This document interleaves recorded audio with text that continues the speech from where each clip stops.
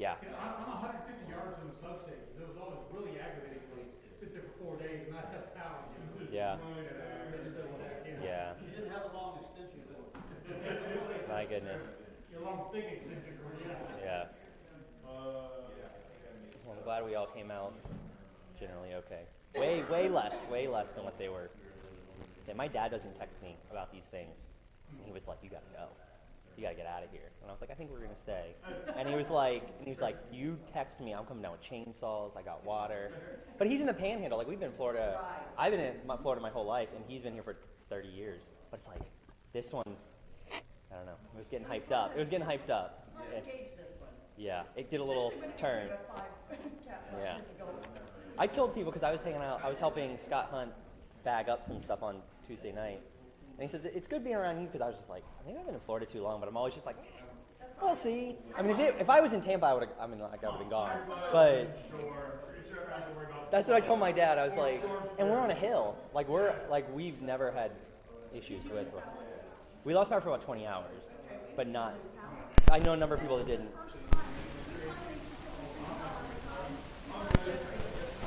Okay, yeah. Yeah. Yeah. Yeah.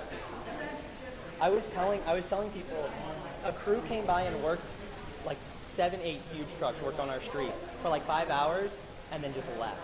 And we didn't have power. I was like, so I was talking to my neighbors and stuff like that. But the Davises live a couple of streets over from us, Mark and Jesse, and they just got power like 30 minutes. The trucks were there for 30 minutes, and they texted us, like, we got power. I was like, cool, we're getting power. And we didn't get until like midnight. But the weather was really nice.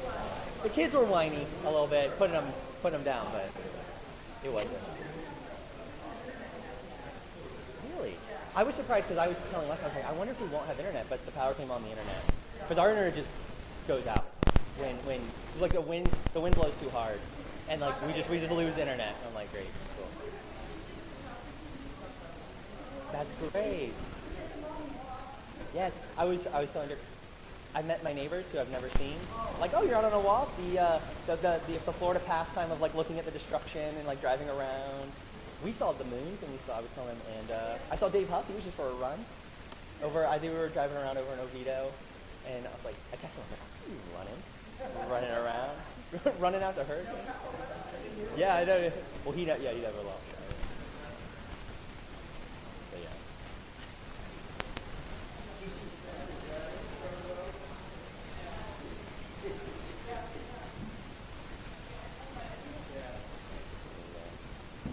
We'll get started in 1 minute. Y'all never lost power. That's what he was telling me. That's really good. Yeah. Just a little bit, like 20 hours. Yeah. I knew some people that had it all for a bit, but not that long. Yeah, I knew a couple. Justin was telling me that this morning. We were just chatting on getting copies. I know a couple people that just got power. Bill was saying he doesn't have power yet. So, yeah. Yeah. I mean, like, I fill up bags. With water, freeze it, and put it in my freezer, and then kind of use those big blocks of ice around. But we were getting to the point where we're like worried, and then power. So, yeah.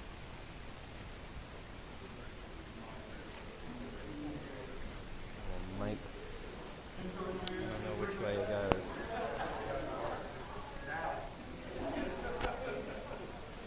Took me a minute. Morning. 2 coffees, man. 2 coffees. Not bad.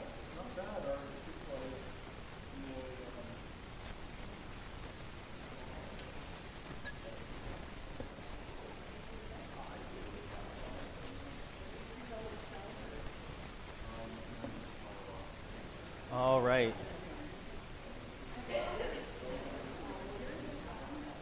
We're going to get started here in a little bit. I know we're checking in about the hurricane.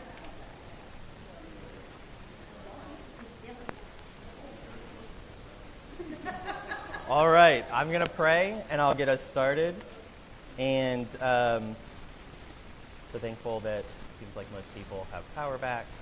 did well during the hurricane, was concerned.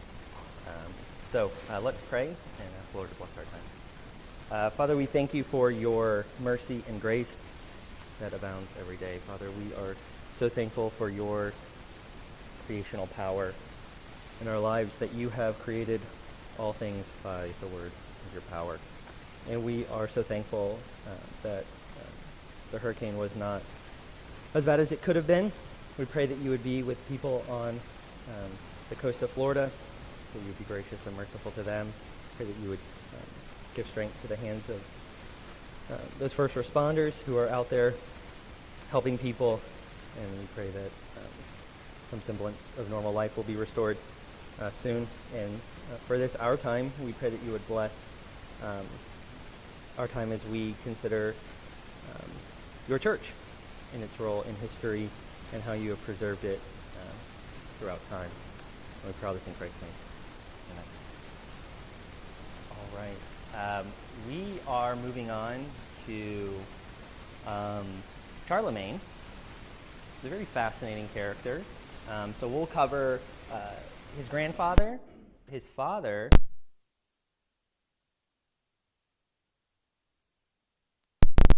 There's a couple of events that happen in Constantinople that will affect and an event that happens in Rome. Do you want to give a warning? There is weirdly a lot of eye gouging in this lesson. So people are being attacked, and this is going to lead to Charlemagne really being able to take advantage of a situation and grab some extra power. I did mention in the first class with me, week 6, about a man named Clovis. So Clovis is a gentleman who consolidated power of the Franks. He's the first king of the Franks, and he is the first king of a line called the Merovingian dynasty. When we're entering our time period, so we're going to kind of start at 732, which is a huge battle called Tours. The debate as to its significance is so wide-ranging, but I think it's incredibly significant, and I hope you'll see why. So Clovis's power is in his family is declining. This is sort of the Merovingian kingdoms, just so you're generally aware. And so they basically have taken over the majority of what we would know as continental Europe, but they're the Franks. So think they're going to become the French people. And eventually, once Charlemagne's kingdom is split up among his sons, you'll get Germany and France. So Germany and France can trace their lineage basically to Charlemagne. Fascinating fun fact too, Charlemagne is just Charles the Great. So it's a very unique character. We call him Alexander the Great, but I was like, wow, he gets his whole own name that just means that he's great. So he is Charles the Great. He's named after his grandfather, Charles Martel, who, when we enter this story, this historical moment, Charles Martel is what is known as a mayor of a palace. So I just wanted to kind of explain that. That is not a mayor like we think. Think sub-king. At this point, the Merovingian dynasty has so declined that the Carolingian dynasty, which he will found, it'll be named after him, that's Charlemagne's family, is rising in power. They are so exceedingly powerful that the Merovingian kings are basically puppets for them. Think of that. And I think this is spelled out that Charles Martel is going to be the person who leads the battle at Tours, or Poitiers. Okay? And so he is the mayor of the palace. He is an incredibly powerful man, and he is the effective ruler. He is called Charles Martel. Martel means the hammer, sort of his prowess in battle, and he's also named after Judas Maccabeus. Okay? Sort of an intertestamental figure. Okay, so what happens at Tours? So as we looked at last week, we have the spread of Islam throughout the Mediterranean world, North Africa, and they will spread into Spain. So the Iberian Peninsula is, as you can see, basically completely taken over by the Umayyad Caliphate, or the Umayyad dynasty. Okay, and Emirates of Cordoba, we won't get into that, but they're actually kind of, it's very interesting how there's factions within Islam, and this is called major divisions and kind of stop the spread. But this is going to be another stop, so they're going to reach all the way up to Tours. You can see it there on the map in 732. Okay, there is so much disagreement. The modern sources will say upwards of 400,000 people on the Islamic side. Most people don't believe that. But what is consistent is that the Franks are outnumbered probably 2-1 to 3-1. Okay, but what is important is that the outcome of the battle is a crushing defeat for the forces of Islam at the time. They are routed completely. The leader of the army dies in battle, and they are completely pushed out of Europe. Okay, the opinions of this vary from it saved Europe, sort of my opinion to some degree, and established Christianity as the dominant religion within Europe. Other people say that this really wasn't a big deal to the Umayyad Caliphate, that it was just like a raiding party. It's hard to say. We at least think that it had 80,000 people. That's a pretty large raiding party. At that time, that's a pretty incredible force. And numbers at the time, the Franks put the numbers over 100 to 200,000. Now, they may be boosting that number for their own glory. But no matter what, I do think that this is an incredibly important battle. That's kind of where we're starting with it. And it establishes us with Charles Martel, who is going to be really the primary power broker that establishes the Carolingian dynasty. Okay, from this point, Europe is not unaware. So when we look back in time, we may think, oh, they don't know. Charles Martel is viewed as a savior of Europe. So will Pepin, so will Charlemagne. So there is this view that the Carolingians are these up-and-comers, and that Charles Martel is, he saved Europe. And so I think that's a degree that I think we should lean also. The people at the time viewed it as a huge battle, very important. I think that at least to some degree we should as well. I want to pause here and introduce another character that I don't really have another opportunity to because he's at the time of Charles Martel, and that's a man named Boniface. Boniface is going to go on a variety of missionary journeys. Let me see if I go to my next map. Don't need to worry about this, but Boniface is going to go on a huge amounts of missionary journeys to the Germanic people. So he's considered missionary to the Germanic people. So he's going to go up into Saxony and all around that region. But what is also important is that Charles Martel and then Pepin, his son, support these mission trips. They give him money, and we'll see Boniface later in the story with Pepin. But he also, this was something where I had to think about, he's martyred, kind of. He is on a missionary journey. They get to the North Sea up in Frisia, so right up here, so they go as far north here, and they're on the coast, and they just happen to be set upon by pirates. So he and his entire group, he is catechizing people kind of on the beach. Some new converts are being catechized, and he and his entire band are killed. And his body is actually found, and they actually have his body interred somewhere. Note that, again, just trying to lay foundation, this is, again, tying, and we'll see this through this story, tying the Carolingian dynasty to the papacy. The papacy had sent Boniface. They wanted this mission work to go out. And we'll look, the papacy continues. Once they lost kind of North Africa, they begin to turn their eyes on Europe as, when I say power grab, there you can kind of put it, you can have power grab and you can have, I think, mission work. There can be kind of bad motive mixed with good motive. And so they're trying to save souls, but also they feel like they've just lost North Africa. And so now they're turning their sights to Europe. And they will continue to turn to Europe. And the most powerful people in Europe are going to be the Carolingian dynasty. So this continues to tie this family with Europe. Okay, so moving on to Pepin the Short. So just really quick, we think that that's probably kind of like how, he's probably tall. He's probably really, really tall.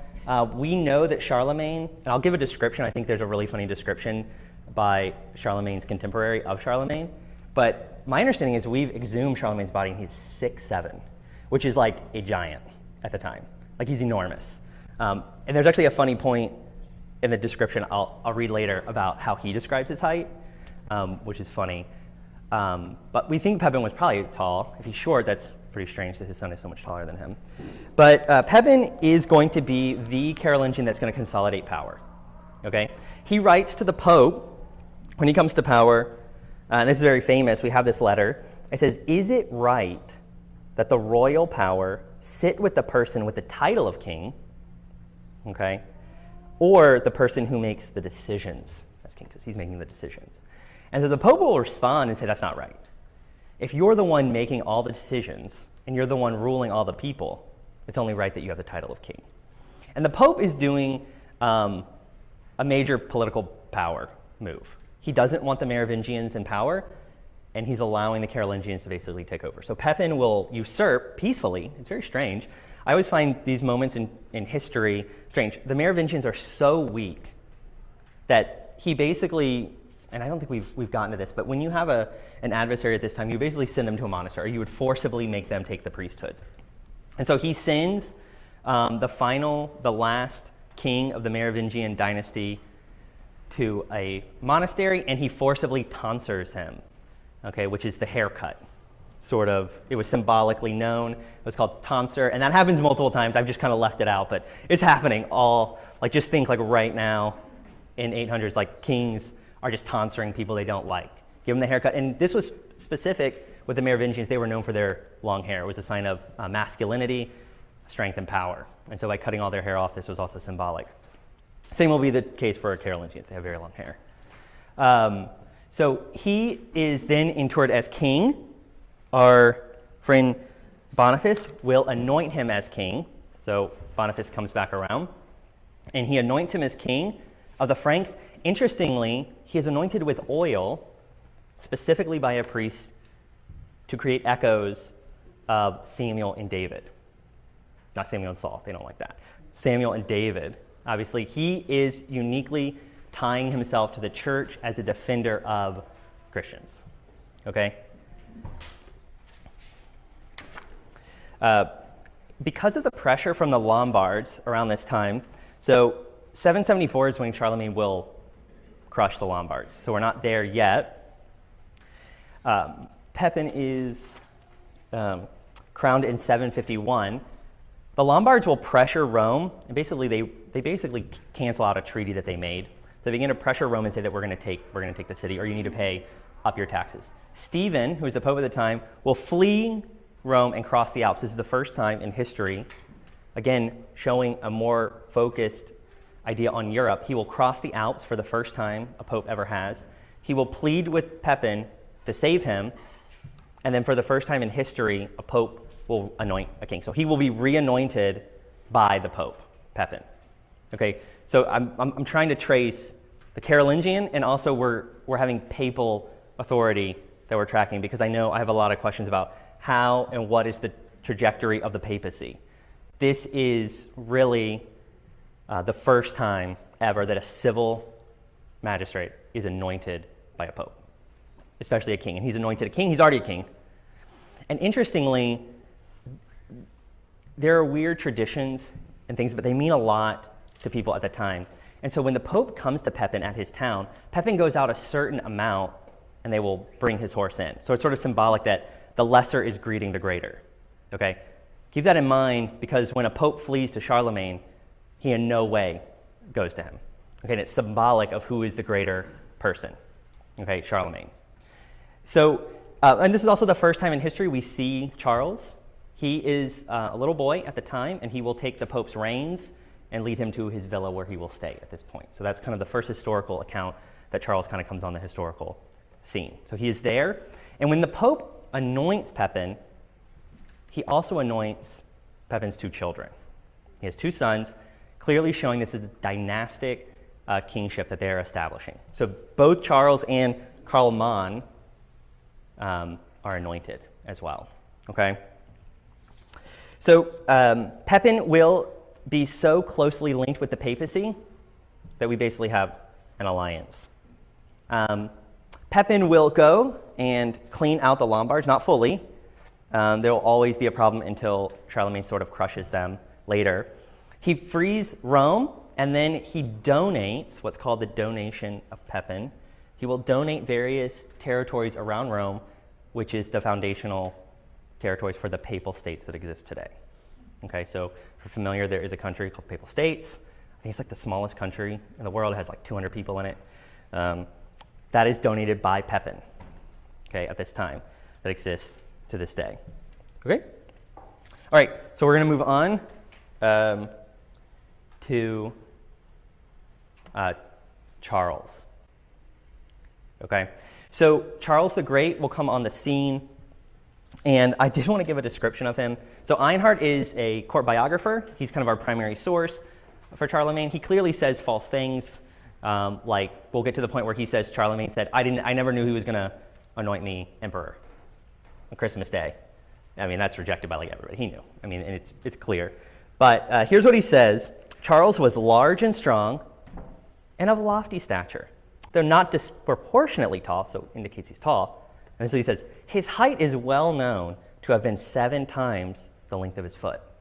It's very good, very good. And the upper part of his head was round.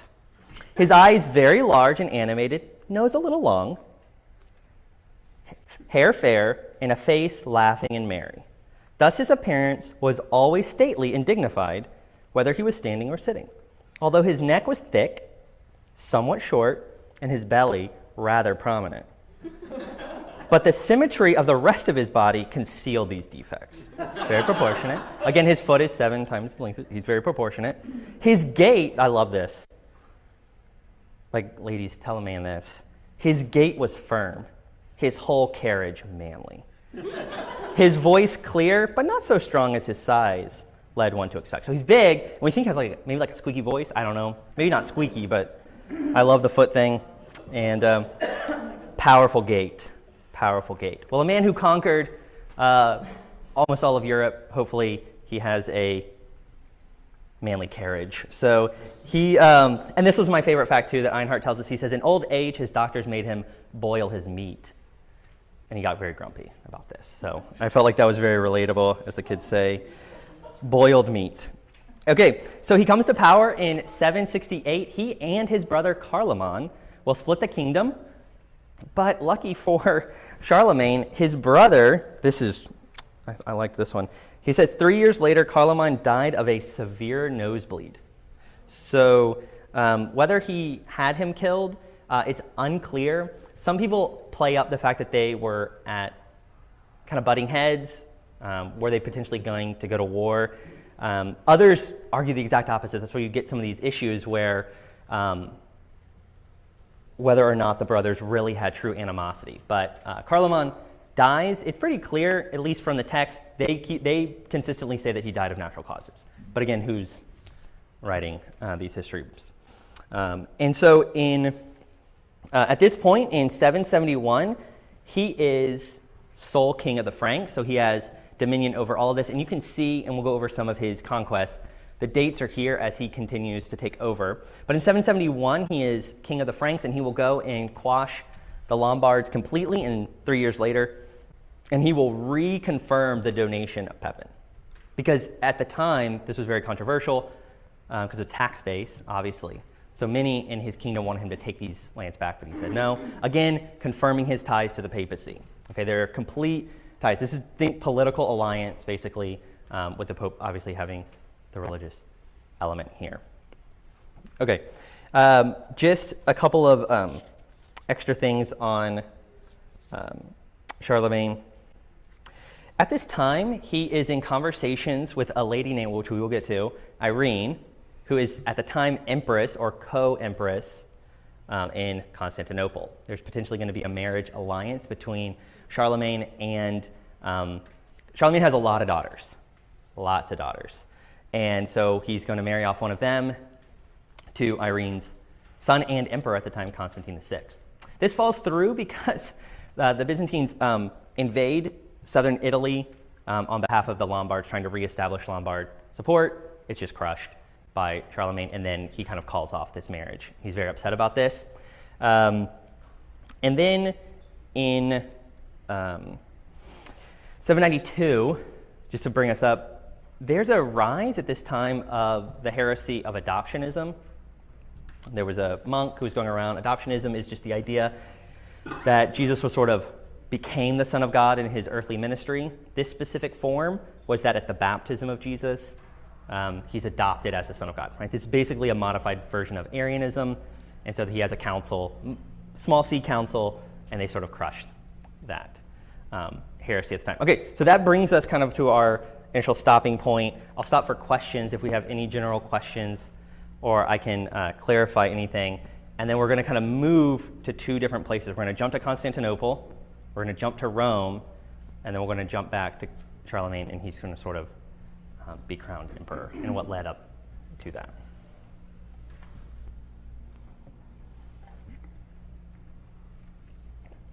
Great. All right. No questions. First time. I was either clear or not clear. Yeah. Would they think this is the resurgence and restoration of Rome? Yes. Well, Okay. so when we get to his crowning, because there's a Rome that exists right now. Yeah. It's in Constantinople. Yeah. They are Romans. They will say they're Romans until they're conquered. I can't remember the date, but it's way later by Muslims. 1453. 1453. Awesome. Thanks, man. And so this is a major conflict. And we'll get to that. And that's the whole point of when he is crowned, it's clearly they want to break in some way with that power and East. That's great. Yes, Joe. So later in medieval history, we have bishops raising armies and having overlordship of towns and things like that. Mhm. Would that have been the case in this period? So when we get to Charlemagne's sort of Renaissance at the end, I don't know if he would have that, but he creates like what can only be described as a very impressive administrative state. He is very concerned with his people knowing in clear language taxes, rules. So he genuinely, I think, doesn't want to be viewed as a tyrant. And so he creates an incredible administrative state. But the part of that administrative state is made up of basically monks and clerics and priests. So I can't fully answer that specific thing, but that's where my mind went, is that I can see how that would morph into what he's created. Because you have to think, people that can read, write, and clearly communicate are going to typically be priests and monks. And that's who he's using. He's going to create really a bastion of academia in a town called Aachen, which we'll talk about. And it's some very fascinating things that he kind of accomplishes, which is kind of why I went pretty quick through his stuff, because he does so much. We have to jump back at the end of the class and talk about the Carolingian, what's called the Renaissance. And it's really, really very cool stuff. If those of you that like fonts, watch documentaries on Helvetica, some very interesting things. All right. Oh, there's a couple. All right. Let's move on. We're going to jump to Constantinople. So in Constantinople, we're going to jump back a couple years to 780. So in 780, the emperor dies. He has a wife named Irene, and they have a little boy named Constantine VI. So Irene is going to be empress for about 10 years, co-regent. And I think it's clear, as I tell the story, she seems to like the power. She likes it, she doesn't want to let go of it. So when Constantine comes of age, they're going to become co-regents in some way, or she won't let go of it. He's going to depose her in 790. He gets rid of her, he doesn't want her there. There's a number of things she's doing that upset the armies specifically, which tend to have a lot of power in these situations. And so she is sort of pushed out. Yet, for some reason, Constantine will reinstate her in 792. So this is a coin of the actual time period. I ended up on a coin site, $3,500 if you want an ancient coin. And this is her. You can see her name, it's written here in Greek, and then she's empress. She is holding what is considered the globe with a cross on it, symbolizes her authority over all of Christendom. It's abundantly clear what they're representing for her, and this is her son. You see, Constantine. Okay. At this time, so we're at 792 in Constantinople. This is very controversial. Obviously, she's been kicked out by the army. She's brought back. There's a lot of upheaval in Constantinople. This isn't made better by Constantine divorcing his wife, Maria, sending her and his two daughters to a convent, and marrying his mistress. Okay? This, as much as the groans came from you, they came from Constantinople. The bishop, or the patriarch of Constantinople, refuses to perform the marriage of him and his mistress. This causes major strife. This is seen as kind of trying to legalize adultery. And this is something that actually the Bible speaks about. If you've kind of ever wondered, there's a random line which says, it's an abomination to remarry a woman or your wife. In some ways, that's kind of responding to this idea where you can just sort of Divorce your wife, remarry. Divorce, remarry, divorce, remarry. And so there's a very strict view, same way I think we would view it, in Constantinople. So this causes little factions to pop up. And so Constantine is peaceable for about 2 years, but in 797, he quashes these little communities, people that were talking out against him, and he flogs the main leader and 10 monks, and he exiles them to Thessalonica. Okay? This, combined with kind of military defeats to Islam, weakens his position. And on August 15th, 797, Constantine will be imprisoned in the Porphyra, a purple chamber room where his mother had given birth to him 26 years ago. This is all orchestrated by his mother, Irene, to do a power grab. And on August 19th, we have these dates. She had his eyes gouged out, injuries we believe he died from soon after. He is never heard from, so he doesn't appear in historical documents after that. We believe he died, or she kept him to the side in some way. So she is now sole empress in Constantinople. This is her coin. Fascinating. I found this very interesting when I was researching. I got down some coin rabbit holes here. And supposedly, and I would love to be corrected, this is, of course, the first time ever that they have an empress, a sole empress. This is the first time ever there's been a sole empress in Constantinople. Really the Roman Empire ever, because they're saying they're Roman. This is hugely controversial, and we'll explain why this also leads back to Charlemagne. So really, this is the first time ever you have a double image of the same person. I don't know if somebody can speak to that. It's also just the same. Most coins at this time, which I can't show, but would have like the emperor and then would have like an enthroned Christ, like a heavenly Christ sitting on a throne. Okay, so she makes herself empress. You can see how she has, again, the globe topped with the cross, and then she has the Christian staff, indicating that she is basically the ruler of the Christian world. Okay, this is not, people do not like this in Constantinople, and in Rome, they view now that the role of emperor or empress is vacant. They do not view that a woman can be emperor. And so now in Rome, conversations begin to happen about making a new emperor, because they're already wanting to break with the East. Okay? I'll pause there. Are there any questions about Irene? We can come back, but I wanted just going to jump over to the next person in our story. All right. Let's jump over to Rome. All right. So Pope Adrian has died, and not one day later, his successor is elected. This is viewed very poorly. So Pope Leo III is interred one day. So the same day the Pope is being buried, they've already elected another Pope.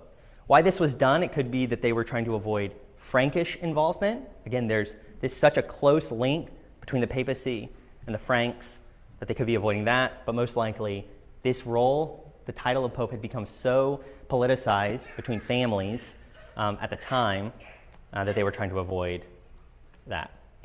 So on December 26, 795, so we've gone back in time again. Again, I'm trying to say we've kind of reached up Charlemagne. We've taken Constantinople up to about 797. Okay, just to give you an idea, Charlemagne is crowned emperor on 800 Christmas Day. Easy date, 800 Christmas Day. Great. Okay, so we're getting there. Leo III is going to be in a procession. Let's see if I have the date. Yeah, in April of 799. So he's Pope for a number of years.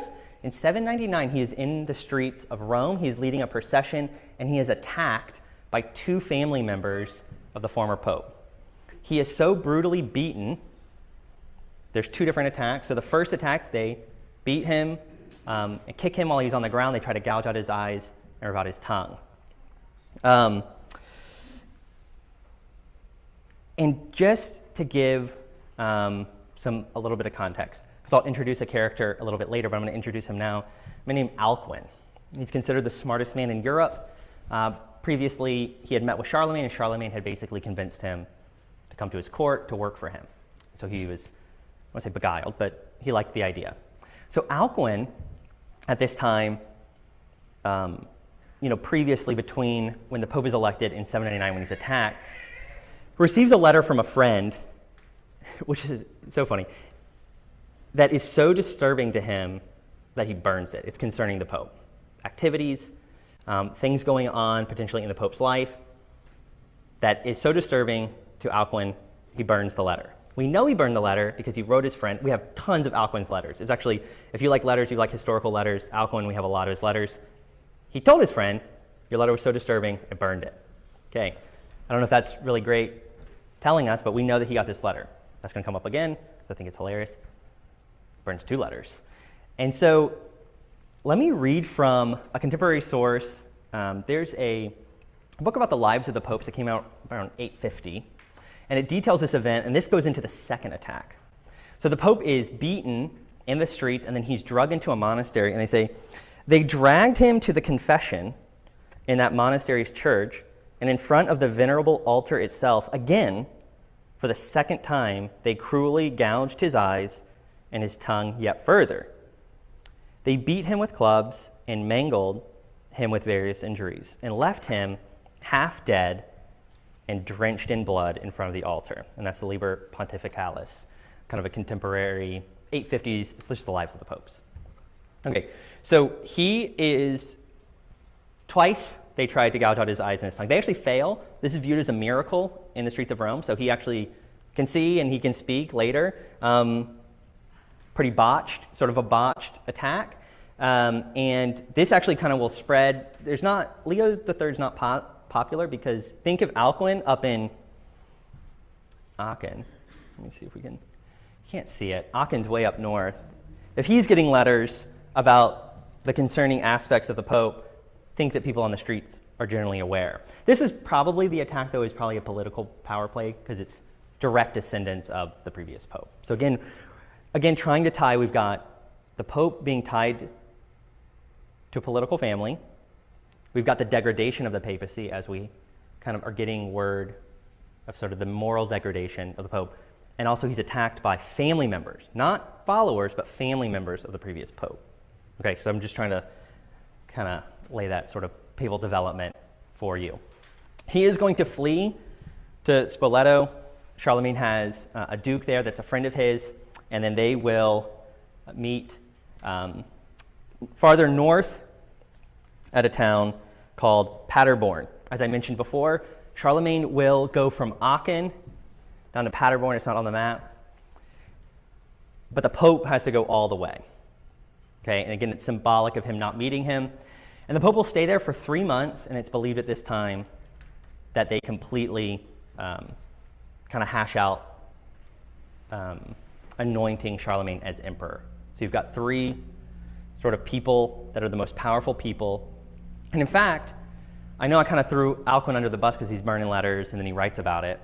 But we have a letter of him where he writes to Charlemagne and he understands the situation perfectly. He mentions all 3 people that I've just mentioned. He says, Irene is not valid. That the role of emperor is vacant. The Pope has been beset and had to flee his own city. You are the most powerful man in the Christian world right now. Okay, so this is not lost on Charlemagne's top advisor, that there is a serious power vacuum that we can fill right now. Okay, so they hash this out at Paderborn, and they begin to go back to Rome, where Charlemagne will reestablish the Pope in Rome. Okay, I'm going to pause there. Are there any questions as we're leading up? Yeah. Okay, I'm a little bit confused because Irene, I thought she has Charlemagne in prison. Her son. Her son. Yeah. Okay. Yeah, who is now dead. So they had a potential alliance where Constantine VI was going to marry potentially one of Charlemagne's daughters. And in fact, a what if in history, when Charlemagne will be made emperor, he was in serious negotiations to marry her. That would have united like the largest Christian nation, like groups. It never happens because she is cooed. I mean, they don't like her, and she's got. There's not a lot of things you can do in history, but people do respond poorly when you kill your own son. Okay, so Nathan, one more thing. Yeah. So the whole time, all that's happening with Irene, Charlemagne is up in Aachen. So he's in Aachen. He's established power and sort of consolidated power. If you kind of look at the dates too, I was going to go over it later, but he doesn't start new wars, but all of the territories and wars that have plagued Charles Martel and Pepin, he basically just ends them. It's hard to express because I try to skip if I think maybe it'll be boring or I'll lose you, but he is possibly the greatest like warrior king, at least probably in European history. Maybe people want to throw Napoleon, but I don't know, Napoleon got ousted a couple times, so Charlemagne never really loses. Yeah. You mentioned when the one pope died that they elected the next guy same day. Yeah. Did they have convened the bishops from various parts of Christendom to elect a new pope, or just kind of been like, this is who we've got here, or this guy is dying, please come, so that they can elect a new pope? Yeah, I think the election of the Pope in Rome, while now is much more particularized, it's just not the way it is. So for instance, there's councils that are called where the Pope in Rome just isn't even invited, and that's pretty, poor form. Bishops aren't invited. That's why when you get outside of what Timothy covered in what are sort of the primary accepted ecumenical councils, you just get infighting, or just the idea that, well, we weren't there, or it was all an East council, no West. But yeah, I would say more political, maybe the bishops or the priests in Rome at the time, but yeah. All right. Anything else? Okay, clear for that. Okay, so Charlemagne will now go south. And in fact, what's very interesting is Charlemagne sends a letter to Aachen. He tells Alcuin he would love for him to come with him to Rome. They're going to go back to Rome to deliver the Pope to the seat of Peter. And Alcuin says, no, I'm too old. I'm not going to do that. But I'll send a buddy named Arno. And he tells Arno, I want you to get to the bottom of what I'm hearing about the Pope. Arno goes, he does some investigating, he sends Alcuin a letter, and I already told you, we'll give you one guess what he does with it. Again, he burns it, and he writes back to Arno, it's very disturbing what you sent me. I've consigned that letter to the flames. So there's clearly moral degradation, and so the accusations are adultery and perjury, which is kind of funny because, it's not funny, but Charlemagne will allow Pope Leo to swear an oath that he's innocent. And basically everybody doesn't like that because you're allowing somebody that's charged with perjury to swear an oath that they didn't do perjury. So that's pretty crazy. And but it's clear that it's a power move. The two men are found. Charlemagne consigns them to death. The Pope will sort of symbolically, this is all prearranged, the Pope will symbolically plead for their lives. Definitely a lie. And the Pope will come up behind him and place a crown on his head. And to Zach's point, this is what he says: to Charles Augustus, crowned by God, great, peace-giving Emperor of the Romans, life and victory. And the people will shout this 3 times. Okay, so clearly reestablishing Roman Empire. They believe that the Roman Empire in Constantinople is vacant. That seat is vacant. They have various arguments for that. The primary one is that a female cannot rule, and they will fill that spot with Charlemagne. At this point, I'm just going to make a note because our final class, we're going to deal with the East-West split. This is a major, major issue of contention. The issue, though, for Constantinople is they are so weakened by onslaughts from Islam that they are just incredibly weak. And in fact, at various points, they will acknowledge some of Charlemagne's children as emperor because they're just so weak. Because he brings up, was it Voltaire said it wasn't holy, it wasn't an empire, and it wasn't Roman. So what a designation to his children as something that they can inherit, and then later he does. So we'll discuss that maybe next week or in our final week as that sort of splits up. It seems to go in the hands of German sort of region when the lands are dispersed. Okay, so by the end of his reign, in 814, so we got about just 14 more years, he consolidates basically all of the arable, fertile land of Europe is under his domain, and they've never seen anything like it. A fun fact, too, while he will have taxes, his conquests are so lucrative that taxation is almost non-existent. So the amount of plunder and treasure that he gets from his conquests are basically funding his empire for decades and decades and decades and decades.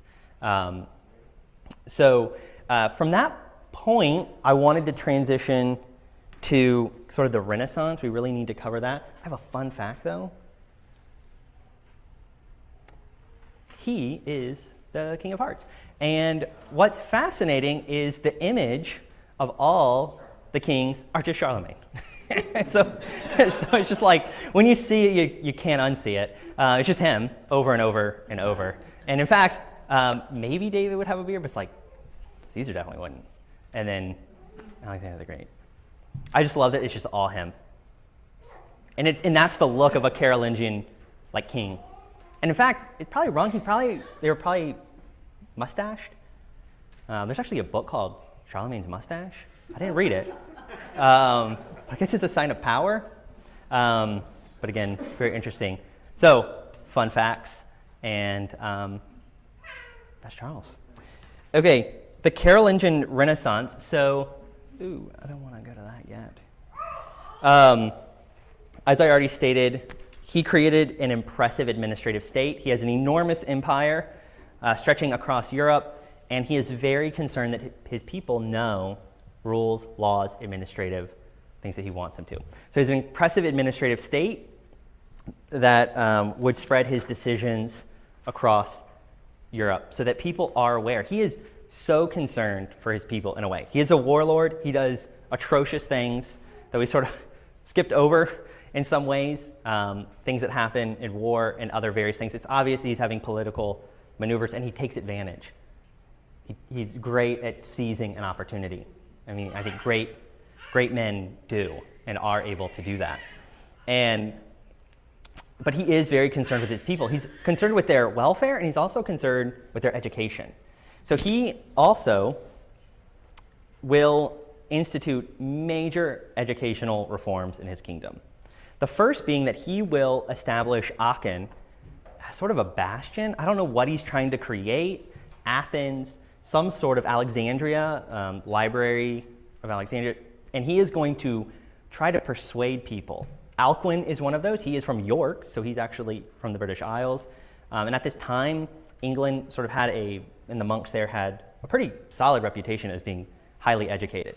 So Alcuin is brought, and you have kind of three people: Alcuin of York, Theodulf of Orleans, which we'll talk about later, because I think he wrote a song that many of us know, and Paul the Deacon. So those are just three of the most famous. They all have writings that you can even read to this day. But while in Aachen, Charlemagne will establish and encourage them to do various things. Number one is he wants them to standardize writing. This is, I fell down this hole. I'm texting Timothy. Leslie's having to listen to me talk about Carolingian minuscule. It is so cool. Oh, it's going off the board. But this is all, from what we understand, Alcuin. Alcuin basically takes upon himself this task, probably with others, and my alphabet's going off. You can definitely see your alphabet being kind of standardized, though it is, of course, supposed to kind of be with Latin. He is going to standardize many things that we take for granted. Uppercase and lowercase letters, rules for those. Uppercase for titles, upper and lowercase for subtitles, subtitles that actually exist. You can kind of see. Okay? Uniform punctuation. Oh, do we have? Okay. And my favorite, spaces between words. Spaces between words and set font patterns. My daughter is learning to read and write right now, and I don't know if it's just the default of our brain. She just smashes words together. And I'm like, thank you, Alcuin, for this. I assume it's somewhere else. This is existed elsewhere before, but it's many of the best put into a uniform standard. And then things that are just clean. So you have, you can even see, at least in this, I don't know what they're, sorry, it looks like it's specifically measured. So you have spaces and you have wide margins. I don't know if Zach could speak better to this. I listened to like a little lecture on it, and the idea of reading ancient manuscripts is brutal. And then when you get to this period, it's like the skies open up and things are legible. I assume there are some manuscripts that are legible better than others, but many, nah. It kind of depends. It depends, all right. Yeah. But this is his great contribution. And a very interesting fact is around sort of the Italian Renaissance, in the 14th century, humanist scholars, the fonts will change and develop, so this is sort of lost. Humanists will come around, find these manuscripts and think that they're original to Rome or ancient Rome and be enamored because they love the idea of going back to the ancient sources. And because it was so close to Gutenberg's printing press in 1450, many of these stylistic standards, type fonts, are then set in stone for us when things become more codified because of the printing press. Okay? I just thought that was very interesting. Okay. It might also be helpful to mention that it wasn't just the typeface in the presentation, but the grammar Oh, yeah. Yeah, sorry. of Latin had essentially devolved into the regional kingdoms, Mm-hmm. and so that it was mutually unintelligible Yeah. when you go a few miles down the road. And so the reunification, the standardization actually helped clarify what they're actually saying. And so it helped preserve through centuries things that we can read now thanks to Charlemagne that would be otherwise incomprehensible because of some random tiny dialect of devolved Latin. Yeah. You know, so it had a great preserving effect, not just presentation, but also the actual meaning of it. Yeah, and that's great. This create, like the ability to create text, my understanding when I was looking at it, it made also making text faster because you're now using a unified sort of language. And in fact, I was reading that a number of texts, ancient texts, that you think would come from the Roman Empire, our earliest manuscripts are from sort of around this time. So, thank you. And there are also various reforms for the church. So he established Nicene Orthodoxy in Europe. So we kind of talked about adoptionism. By Charlemagne and Clovis before him, accepting what we call Nicene Orthodoxy.